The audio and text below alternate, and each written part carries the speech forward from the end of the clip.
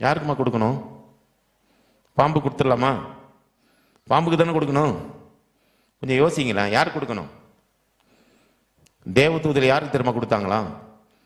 ஒண்ணுமே இங்க உள்ள நடந்து தெரியாம வெளியே இருந்து பேசினாங்க. பார்த்தீங்களா? ராஜா என்ன பண்ணிட்டாரு?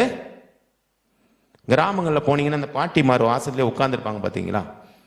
அப்படி எப்படி போயிடும். யாருமே நீங்க டெலகிராம் கொடுக்க வேண்டியதில்லை.